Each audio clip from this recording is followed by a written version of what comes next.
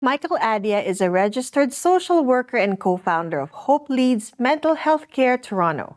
This facility aims to center the experiences of diverse communities from across the gender spectrum while practicing anti-racist, intersectional, sex-positive, and anti-oppressive approaches to caring for their clients' mental health. Michael focuses on domestic abuse on today's Insight. My name is Michael Adia. I'm a registered social worker in Ontario and co-founder of Hope Leads Mental Health Care. So I guess before we talk about the signs of being in an abusive relationship, I guess we should define it first within the context of domestic abuse. So domestic violence, also known as domestic abuse or intimate partner violence, is defined as a pattern of behavior in any relationships that is used to maintain power or control over the other person.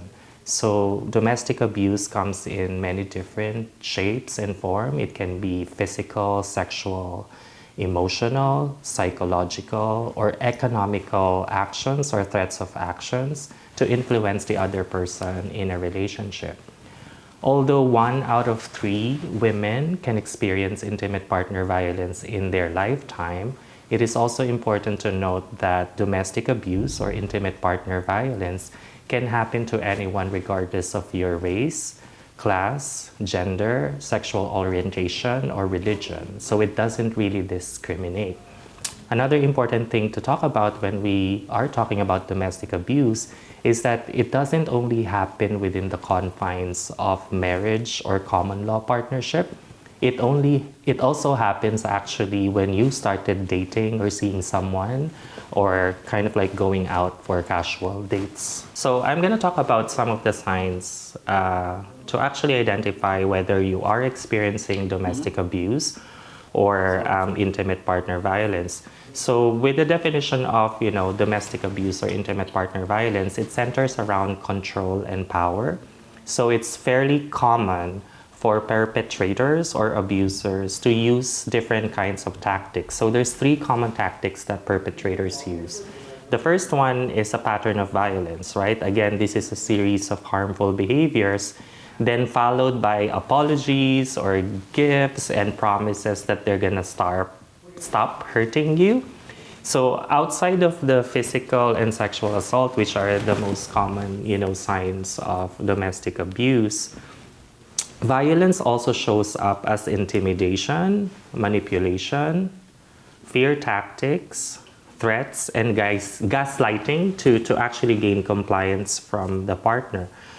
Sometimes if there is a substance use involved, the perpetrator can use that as an excuse for harmful behaviors. Another thing is that violence could also show up as humiliation. So for instance, embarrassing you in front of your family members or in front of your friends or co-workers, right?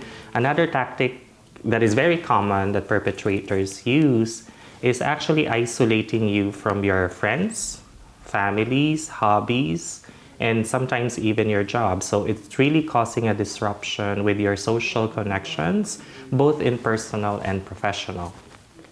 So lastly is instilling guilt. So it's very common for abusers to instill guilt. Say for example, if you wanted to leave the relationship, the perpetrator can blame you as the problem and blame you for why the relationship is not working anymore.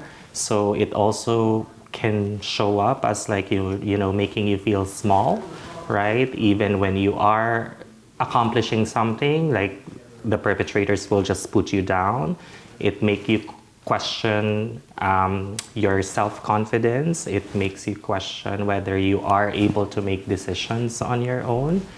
And to an extreme, sometimes if you try to leave the relationship, they will threaten further violence so you don't have to leave. So in return, right, like you kind of like protect the relationship and sometimes pretend that there's nothing wrong with the relationship. So you hide it out of fear. So if you are experiencing domestic abuse or know of someone you think is experiencing domestic abuse, there are 3 important things that we should think about or actually ask One is really about acknowledging the situation. So if you are the person who's experiencing domestic abuse, one of the first things that you need to do is acknowledge the situation for what it is, right? But for oftentimes victims of domestic abuse, it takes them a long time to actually acknowledge that what they're experiencing is an abuse or a violent behavior. Another thing that happens is because domestic abuse are oftentimes traumatizing, right? So it can cause both short-term and long-term psychological impacts that includes, feelings of hopelessness, confusion, anxiety, depression, panic attacks, and so on and so forth, which makes it more challenging for people who are victims to actually acknowledge what they're going through, and also prevents them from seeking help. So first is really acknowledging the situation as it is, that the violence is occurring and that it can occur again. Second thing is, okay, pause, sorry. Okay. So the second thing that we need to do, or to kind of like start your healing journey if you're a victim of domestic violence, second thing is establishing safety. So what it looks like is, say for example, if you have children, it is also important for you to establish the safety of your children. And how it looks like is that you can connect to your trusted family members and friends to develop a safety plan for you. So that's one way of establishing safety. If there is physical violence involved, it is important for folks to actually seek medical help so that you can get the medical attention and care that you need at that time. Another thing is like knowing your rights. So it could mean seeking legal support, right? And asking, for legal advice as to what your rights are and what can you do. Lastly, in terms of establishing safety, is knowing that there are community supports out there, right, that can help you, especially with women experiencing domestic abuse. There are organizations out there that can help you develop a safety plan. And what it looks like is that safely removing you out of the violent or abusive environment or relationship.